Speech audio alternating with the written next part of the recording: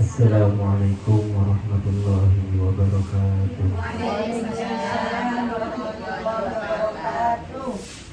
Bismillahirrahmanirrahim. Nawaitu taqarrub wal a'bud ilallah bi tilawati suratul Fatihah limarda'illahi ta'ala ila hadratin Nabi Mustafa Sayyidina Muhammadin sallallahu alaihi wasallam wa ala alihi wa ashabihi wa auladihi wa dhurriyyatihi wa ashabihi ajma'in.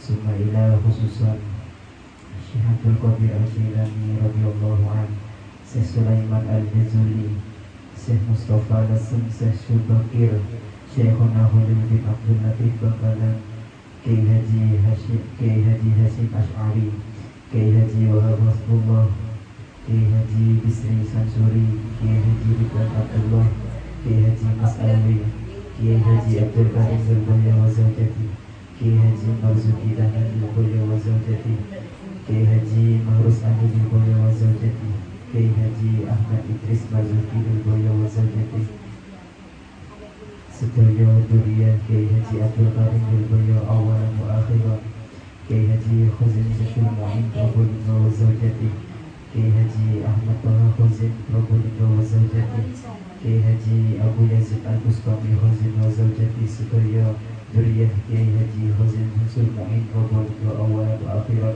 Syai'ulillahumul Fatihah. A'udzu billahi minasyaitonir rajim. Bismillahirrahmanirrahim. Alhamdulillahi rabbil alamin arrahmanir rahim maliki yaumiddin. Iyyaka na'budu wa iyyaka nasta'in ihdinas siratal mustaqim. Siratal ladzina an'amta 'alaihim ghairil maghdubi 'alaihim waladdallin. Summa ila hadrati almarhum Mbah Asnawi, almarhumah Mbah Sanimah, almarhum Mbah Sutosanimah, almarhumah Mbah Siti Halimah, almarhum Haji Muzaki, almarhumah Hajah Aisyah, almarhum Kiai Busyra Karim, almarhum Khosmi, almarhumah Jahara, almarhum Suhab, almarhumah Soida, almarhum Muhassin, almarhumah Judiyah, almarhum Abdul Rahman, almarhumah Sunaryani, almarhum Abdullah, almarhum Rajilul Gufron, almarhum Mukhtar, sahibul wilayah Tambak Madu ingkang babar kampung, sedaya ahli kubur jamaah muslimat anak laki Tambak Rejo. Syai'ulillahumul Fatihah. A'udzu billahi minasyaitonir rajim. Bismillahirrahmanirrahim. Alhamdulillahi rabbil alamin arrahmanir rahim maliki yaumiddin. Iyyaka na'budu wa iyyaka nasta'in ihdinas siratal mustaqim siratal ladzina an'amta 'alaihim ghairil maghdubi 'alaihim waladdallin. Summa ila hadrati Ibu Hajah Siti Suhaina dan Yayasan Hidayatul Talibin Surabaya, mugi istiqomah dados sarana perjuangan. Syai'ulillahumul Fatihah.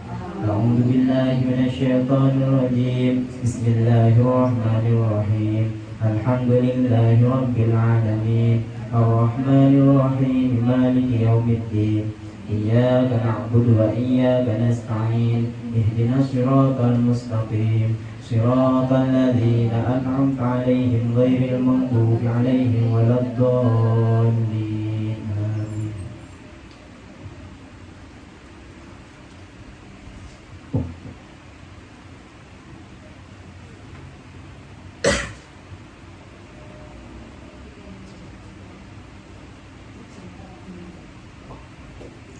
Setelah kita mengetahui tentang air-air terbagi menjadi berapa dan juga macam-macam air yang sah untuk dibuat bersesuci, kita lanjut pada pasal wajuludul maitah, kulit bangkai.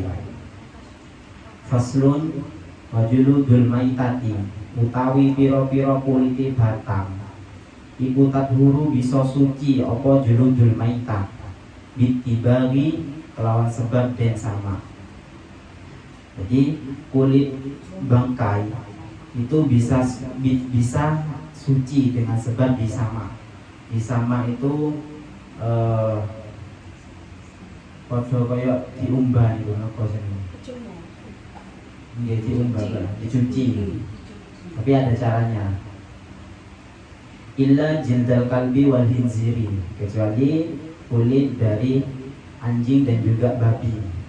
Wa ma tawallada minhuma, dan juga perkara yang keluar atau yang lahir dari dari keduanya atau dari salah satu antara babi dan juga celeng ya. Babi dan juga anjing ketika apa?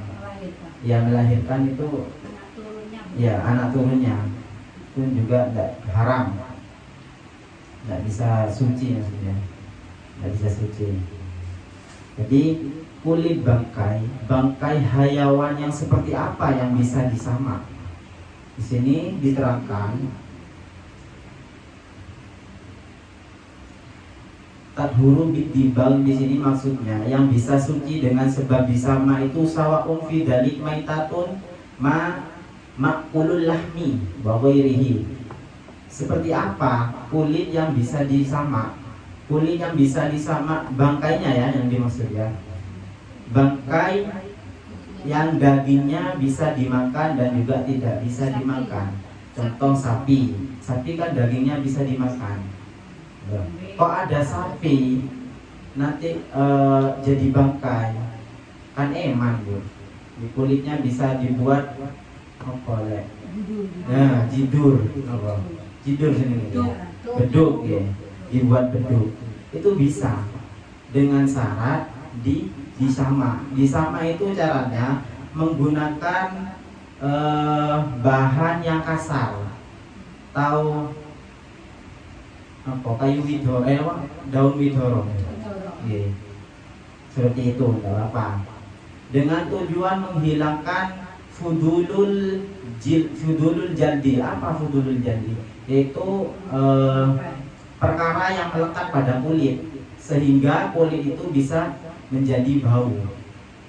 Dengan apa? Yaitu darah dan juga daging. Jadi dibersihkan dengan menggunakan perkara yang kasar. Seperti contoh baik perkara yang kasar itu najis ataupun suci. Yang najis seperti apa? Contoh kotoran burung dara. Apa sebenarnya? Burung doro. Kotorannya tidak apa-apa pakai itu, membersihkan kulit bangkai. Membersihkan kulit bangkai dengan perkara yang najis itu tidak apa-apa. Kemudian ya disucikan lagi. Kemudian juga menggunakan perkara yang kasar. Yang suci apa wes pokok, yang penting iso bersih. Tidak apa-apa. Biasanya sama itu dilakukan pada kulit bangkai untuk digunakan sebagai bermacam-macam kebutuhan seperti beduk dan lain-lainnya yang mana bahan dasarnya menggunakan kulit. Contoh tas yang dibuat dari kulit ular. Ular kan tidak bisa dimakan dagingnya, maksudnya itu haram ya. Ular haram, tidak apa-apa itu kulitnya disamak, dibuat tas atau dompet dan selainnya. Kalau ada pertanyaan nanti deh, katanya ular itu haram, kok dibuat tas, berarti tasnya najis. Nah, kalau ada pertanyaan seperti itu, tidak apa-apa, bilang saja apa? Selagi kulitnya itu sudah disamak, sudah dihilangkan perkara yang membuat bau, baik itu darah dan juga daging yang melekat pada kulit itu sudah dihilangkan, maka hukumnya boleh-boleh saja. Itu sudah dikategorikan suci. Paham ya, Bu? Mungkin dari sini ada pertanyaan. Cara mencucinya enggak betul. Gimana? Cara mencucinya, walaupun itu sudah tidak bau bersih, tapi mencucinya tidak pakai hanya asalan dibersihkan aja. Oke. Berarti pertanyaannya itu cara mensucikannya itu tidak pakai apa yang direkomendasikan dari kitab. Tidak apa-apa, yang penting tujuannya itu membersihkan. Yang jelas kalau ingin bersih ya pakai apa yang sudah dikatakan oleh kitab, pakai perkara yang kasar. Supaya apa? Supaya daging atau darah yang melekat pada daging itu hilang. Jadi tidak apa-apa meskipun tidak menggunakan perkara yang direkomend oleh kitab. Tidak apa-apa. Yang penting tujuannya menghilangkan bau dari kulit tersebut. Pakai sabun Ustaz. Nggih, tidak apa-apa pakai sabun. Bersih sama air. Nggih, asalkan perkara yang melekat itu sudah hilang. Hilang, pokoknya semua yang ada. Tapi lebih utama pakai pakai ya itulah perkara yang kasar. Ya biasanya itu apa godhong widoro gitu. Biasanya seperti itu. Kemudian bangkai atau kulitnya itu tidak bisa suci kalau menggunakan kulit babi dan juga celeng, itu tidak bisa. Ya. Oh ya, anjing dan juga celeng. Babi ambek celeng kan sama. Anjing dan juga babi. Itu meskipun sama menggunakan apa saja itu tetap najis. Jadi tidak ada kemurahan bagi anjing dan juga babi. Dan juga wama tawallada minhuma, dan juga perkara yang keluar dari keduanya, anaknya itu tidak bisa. Atau au min ahadihima, atau dari salah satunya. Kok ada anjing dan babi itu kawin, anaknya itu juga haram. Kemudian kok ada sapi dan babi itu kawin, anaknya itu juga haram meskipun dari sapi. Kalau masih bersetumbuh dengan perkara haram maka ikut haram. Paham ya? Kalau manusia kawin orang Ya. sama Kristen. Dan kalau manusia kawin Islam dan Kristen ya, iya bukan najis tapi ya, bukan najis ya. Kalau mau bicara tentang hukum syariat, kalau orang Islam itu kawin dengan orang Kristen tidak sah. Ya, kalau hukum syariat. Kristennya ikut Islam itu. Tidak masalah. Sementara jadi Islam dulu. Iya, kalau Kristen lanang Islam. Tidak sah. Enggak, maksudnya gini, waktu nikah dia ijab apa itu nikahkan sadar, tapi setelah nikah dia kembali lagi ke Kristen. Sebanyak itu. Maksudnya Islamnya sementara. Iya, aku nikah. Kalau seperti permasalahannya seperti itu, sementara PR dulu buat saya. Misalnya kalau hanya menjawab secara logika itu jelas tidak sah. Tapi kalau tidak berlandasan dalil, saya takut salah juga. Kalau hanya logika ya sudah itu masuk. Kalau nikahnya ya tetap sah-sah saja. Kalau nikahnya sah-sah.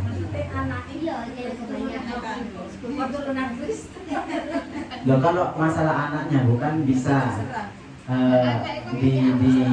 diajak Islam.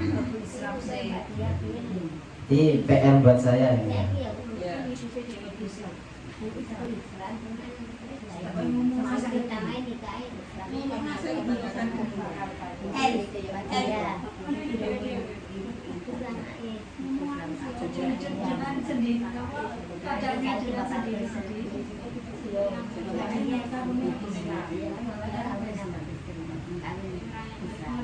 Paham ya? Ini paham ya? Jadi kalau perkara yang suci bercampur perkara yang najis, kok manusia kawin sama babi, kok keluar manusia tetap najis. Alhamdulillah. Wa al maitati wa sya'uha, tulang bangkai dan juga bulunya itu najasun. Najis. Illal adamiyah, kecuali bangkai tulangnya dan juga rambutnya manusia. Itu enggak najis. Paham nggih sampai sini nggih? Mungkin ada pertanyaan tentang juludul maitah. Kalau sudah, kita lanjut. Cukup? Paham berarti nggih? Bismillahirrahmanirrahim. Faslun wala yajuzu istimalu awani zahabi wala yajuzu lan ora wenang apa istimalu awani zahabi gunakaken pira-pira wadah saking emas wal fiddati lan perak. Di sini tidak diperbolehkan menggunakan wadah yang terbuat dari emas dan juga perak. Tahu nggih?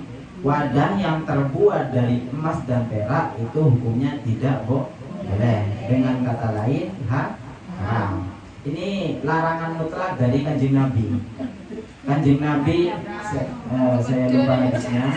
Ini pokoknya larangan mutlak dari Kanjeng Nabi untuk para laki-laki dan para perempuan itu menggunakan wadah dari perak maupun emas itu hukumnya haram.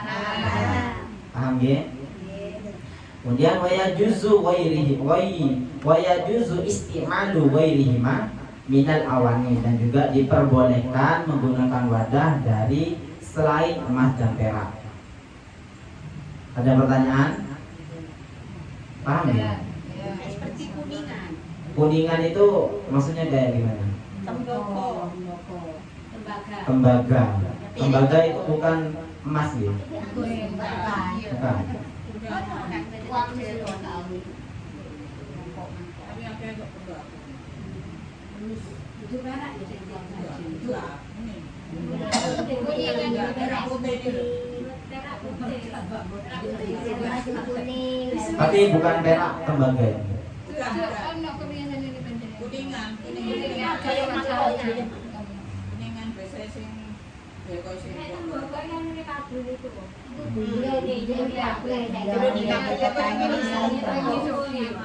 tapi PR dulu, saya takut salah. Tapi kayaknya kalau memandang kitab kuningan itu tidak apa-apa kayaknya. Soalnya yang tidak diperbolehkan itu hanya emas dan perak.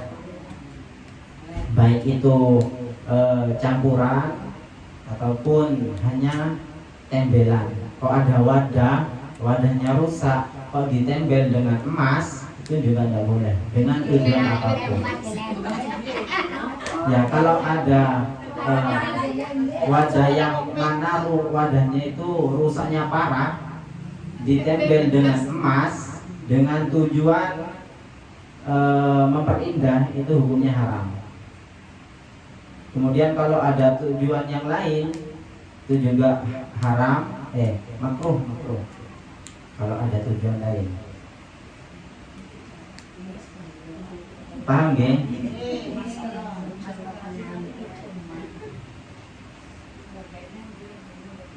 Kalau sudah paham, kita lanjut pada pasal selanjutnya.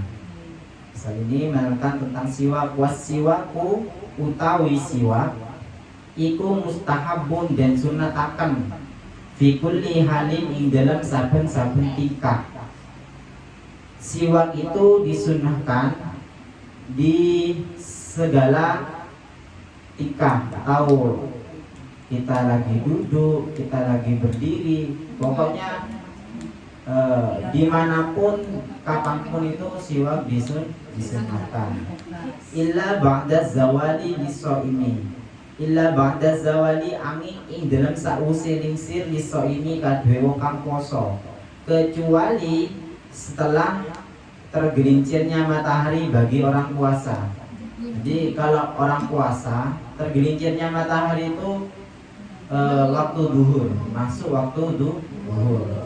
Kalau sudah masuk waktu duhur itu tidak apa-apa. Boten makruh. Tidak apa-apa, sunnah.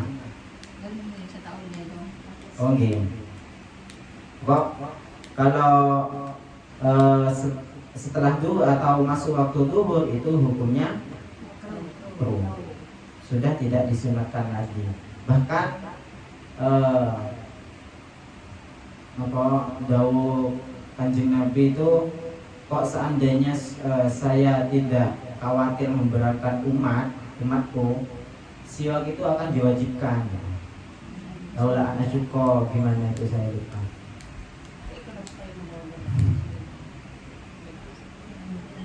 Pokok siwak itu sunnah di segala tempat. Jadi siwak itu udah harus pakai siwak gitu. Kadang baju orang mau sholat bajunya itu dikasih. Oke, tidak apa-apa. Pokok siwak itu udah harus pakai siwak. Hanya lebih utama pakai kayu siwak. Tidak apa-apa. Bahkan ada yang mengatakan kalau teman sampean itu ridho memberi tangan teman sampean itu tidak apa-apa pakai tangan. Kalau ridho tidak apa-apa. Buatan oleh tangan itu.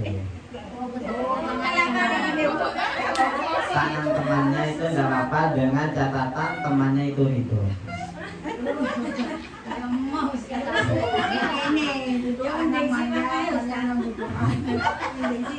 Bagi-bagi pahala kan enak.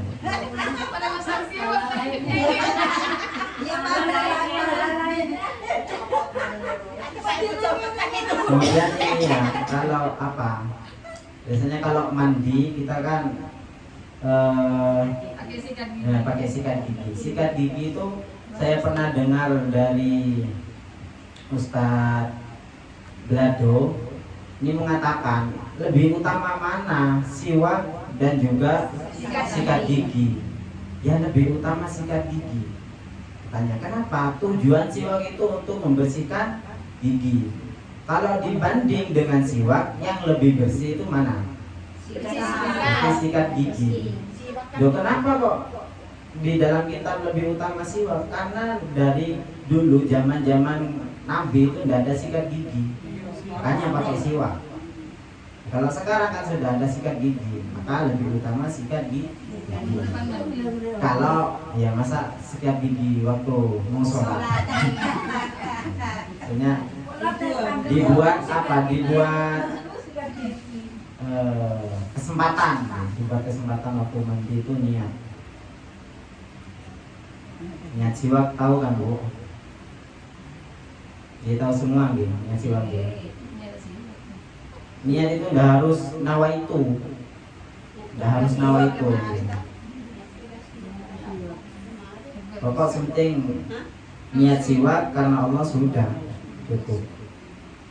Di hukum bersiwak itu sunnah di segala tempat kecuali setelah duhur bagi orang yang puasa. Wahua tetawi siwak iku fi salasati mawadi'a ing dalam telu pira-pira panggonan. Wahua utawi siwak fi salasati mawadi'a ing dalam telu pira-pira panggonan.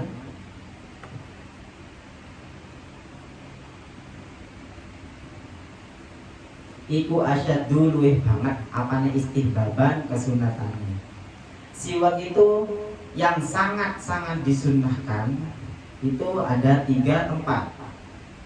Yang pertama, inda taghayyuril fami, ing dalem nalikane uwohe cangkem.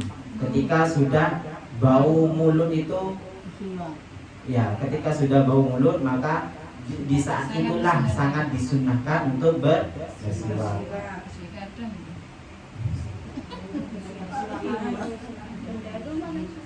Indah tawayuril fahmi min azmin saking suwini menang wa ghairihi lan liyane azmin. Dari lamanya kita berdiam biasanya kan mulut itu bau. Kemudian setelah makan perkara yang membuat bau mulut itu ya pete salah satunya, jekol.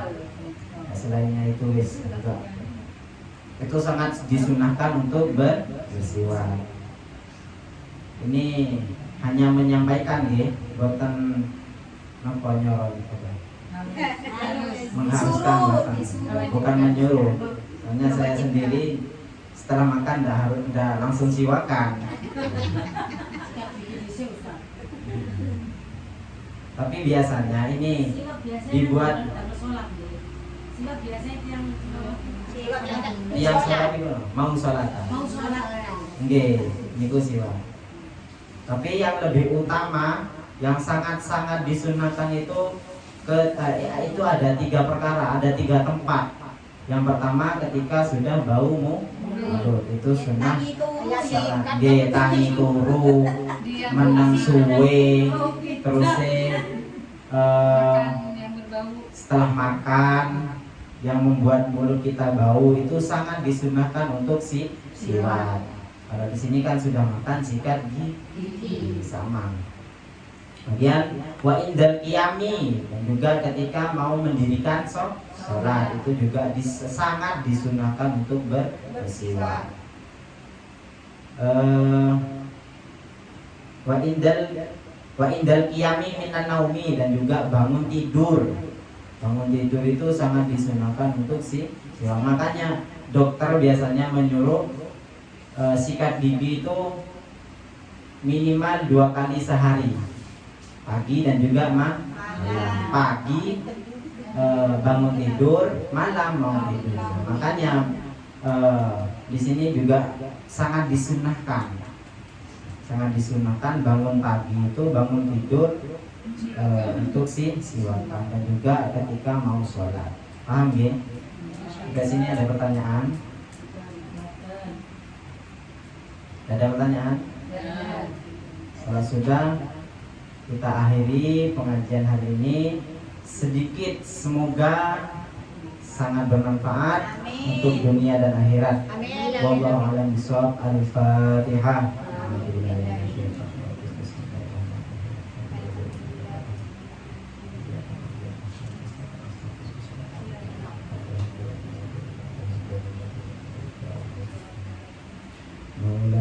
Salli wa sallim daiman abada ala habibika khairil khalqi kullihim, huwal habibul ladzi turja syafa'atuhu li kulli hawlin minal ahwali muhtahimi. Ya Rabbi bil Mustafa balligh maqasidana waghfir lana ma madha ya wasi'al karami. Mulaya salli wa sallim daiman abada ala habibika khairil khalqi kullihim, huwal habibul ladzi turja syafa'atuhu li kulli hawlin minal ahwali muhtahimi. Ya Rabbi bil Mustafa balligh maqasidana waghfir lana ma madha ya wasi'al karami.